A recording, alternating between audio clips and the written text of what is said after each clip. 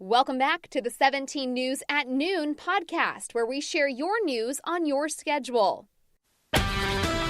Working in the spirit of the Golden Empire, this is 17 News at Noon. Good afternoon, and thanks for joining us for 17 News at Noon. I'm Maddie Jansen, in today for Nicole Gitsky, and we begin with some breaking news in Buttonwillow after a body was discovered there this morning.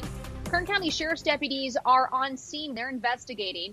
They're calling it a suspicious death after a dead body was found this morning near Corn Camp Road and Highway 58. Deputies have not said how old the man was who died or how long they believe he'd been there or how exactly he died. They have just said they're calling this suspicious, and homicide detectives are investigating right now on scene. However, this has not been deemed a homicide. We have a 17 News crew on scene right now, and we'll continue to bring you updates at KGET.com. Plus, we'll have the latest for you on this investigation coming up tonight on 17 News at 5. Now to the latest on the pandemic here in Kern County, with 657 new cases of COVID-19 announced this morning by Kern County Public Health, along with one new death. More than 4,000 people have tested positive within the past 2 weeks for the virus. That's nearly as many cases as the entire months of September and October combined. Our death toll now stands at 449 people. 89 people are being treated for the virus in local hospitals right now. Kern's positivity rate is at 11%.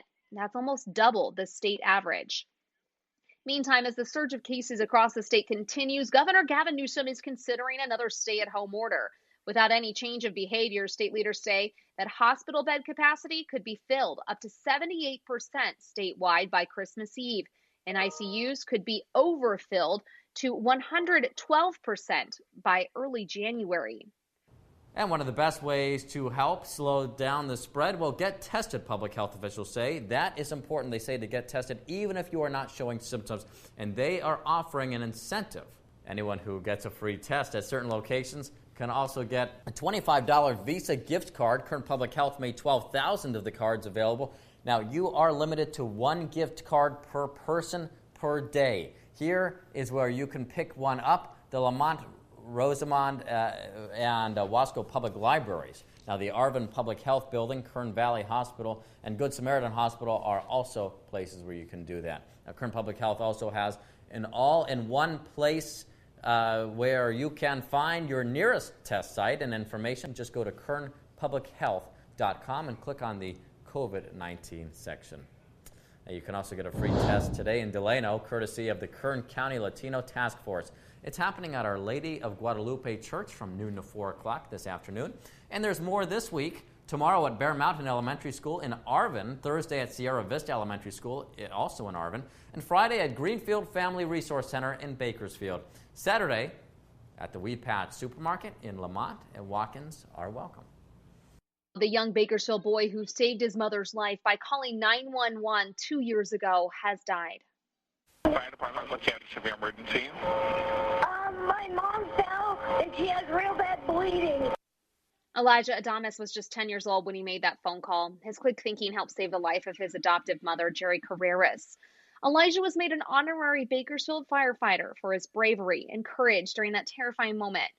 He was also special to us here at KGET. He was a frequent volunteer during our Make-A-Wish fundraisers and always had a smile for everyone he met.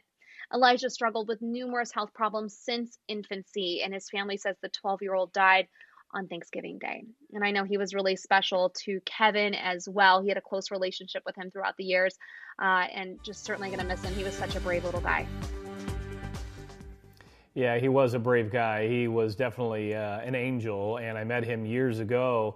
My sister was a nurse at Caring Corner, and that's how I was introduced to Elijah, and then he started coming out to our drives, and he was also a big fan of Jim Scott. Jim Scott had a special spot in his heart for Elijah, and he will be remembered as definitely a big angel on this earth.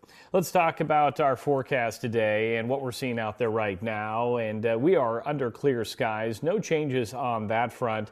Temperatures in the 60s, a light breeze here in the valley. So yeah, overall an A+ of a day.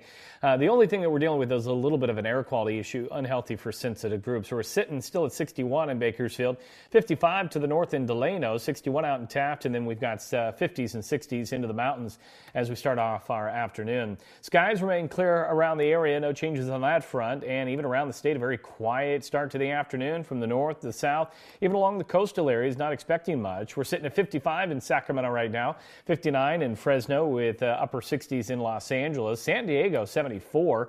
Daytime highs today are going to be in the 60s for Sacramento and Fresno, 70s for Morro Bay, Los Angeles, and even San Diego. So some warmer temperatures more southerly. The beach is also warm today in Pismo Beach, 77 degrees under sunny skies, a light northerly wind 10 to 15 miles per hour, all because of a ridge of high pressure that's in place. Now, I mentioned the air quality. That's unhealthy for sensitive groups, AQI at 124, and today we'll call for temperatures to be right near 64 in Bakersfield, 61 in Delano, 63 out in Buttonwillow with a light wind. For the mountains and the Kern River Valley, a sunny day, a northwest wind 5 to 10, 63 in Frazier Park, upper 50s in Bear Valley, and 70s for Lake Isabella, 69 for Weldon. And then for the desert, a beautiful day here, a northeast wind 10 to 15 and 66 in Mojave. Your extended forecast tomorrow, 65. We'll peak on Thursday with 68 with a few high clouds, and then leveling things off Friday into the weekend. Overnight, still into those 40s. And then for the mountains, beautiful weather here with 50s and 60s, a few high clouds on Thursday. Overnight, still that chill in the air with the lower 30s expected. And then for the Kern River Valley, tomorrow, 69. A little cooler on Thursday, and then right back up into the mid to upper 60s as we approach that weekend. Overnight, low temperatures into the upper 30s. So overall, a very nice forecast for all of us here in Kern County. All right, thanks so much, Kev. A man is in the hospital in critical condition after an officer-involved shooting yesterday in downtown Bakersfield. It happened on Truxtun Avenue near Mercy Hospital. According to Bakersfield police, they got an emergency call stating the suspect had stolen a piece of equipment, a skip loader from Rogue Construction. When police arrived, he got into another vehicle. BPD says he was then confronted by officers, and that's when the shooting happened. Police say the man was shot at least once and taken to the hospital. An officer also suffered minor injuries. The two officers involved were wearing body cameras, and BPD says they will release that footage soon. This is the 19th officer-involved shooting this year in Kern County, the 5th one involving the Bakersfield Police Department. Bakersfield police are asking for the public's help finding a missing teenager today. 16-year-old Philip Velasquez. Police say he was last seen on Debrusky Drive. That's just off P Street near the Highway 58 overpass. BPD says Velasquez has no history of running away, and he also has a medical condition. If you know where he is, you're asked to call police at 327-7111. And the sheriff's office is asking for help finding a 69-year-old man who went missing and is considered at risk. Donald Rocky Allen was last seen yesterday on Cortez Court around 5 a.m. He's 5'6" and about 165 pounds. He was wearing a black beanie, green jacket, and jeans. KCSO says he is considered at risk due to medical issues and is in need of his medication. If you've seen him, you're asked to call 861-3110. Today is Giving Tuesday, and there are many ways to help your neighbors in need this week. KGET is teaming up with Christmas for Seniors tomorrow to help those in need this holiday season. The annual Stuff the Bus event is back. The bus will be parked outside of our station tomorrow from 5 a.m. to 7 p.m. We're collecting necessities like toilet paper, paper towels, toothbrushes, shaving cream, and dryer sheets. Just pull up to the side of our building at 22nd and L Streets, pop open your trunk, and volunteers will grab the items.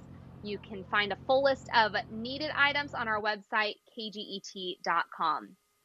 Plus, we are renewing our partnership with the Bakersfield Homeless Center and the Boys and Girls Clubs of Kern County for our 17 Days of Christmas Toy Drive. It starts today and runs through December 17th. You can drop off your unwrapped toys at 3 locations between the hours of 8 a.m. and 5 p.m. Monday through Friday. Either our KGET studios here at 22nd and L Streets in downtown Bakersfield, the Bakersfield Homeless Center on East Truxtun Avenue, or the Boys and Girls Club on Niles Street. We're collecting gifts for children of all ages, so don't forget the teenagers and help make it a Merry Christmas for kids in need in the spirit of the Golden Empire. And we know there are a lot of families who are going to be in need this season. Meantime, local businesses are teaming up to bring some joy this holiday season. Local Farm to Table is hosting 31 days of giving on social media. Every day, they're giving away a prize package from one of 40 local businesses, including House of Beauty, New Vintage Grill, Jake's Tex-Mex, Bella at the Marketplace, and more. Here's how to enter. Go to Local Farm to Table on Instagram, like the 31 Days of Giving post, comment and tag a friend, and follow the local businesses on Instagram. Each comment counts as an entry. Finally, here at noon, a part-time English professor at Bakersfield College has written her own murder mystery, and it's set right here in Kern County.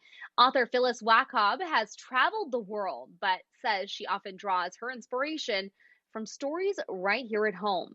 In fact, the first paragraph of her latest crime novel, titled Body in the Orchard, feels like it could be ripped straight out of a breaking news 17 news report. From the main character's home off Panorama Drive to lunches at Wool Growers and Bill Lee's, Wackob hopes that the book captures the culture of Kern County. She's already planning a sequel, this one set along the Kern River, and she hopes to release that novel in 2021. Pretty exciting. Can't wait to pick up a copy of it. Again, it is called Body in the Orchard by Phyllis Wackob. Working in the spirit of the Golden Empire, this is 17 News at Noon. The 17 News at Noon podcast is a production of KGET and Nexstar Media Group. For more on all of the headlines in today's show, head to KGET.com.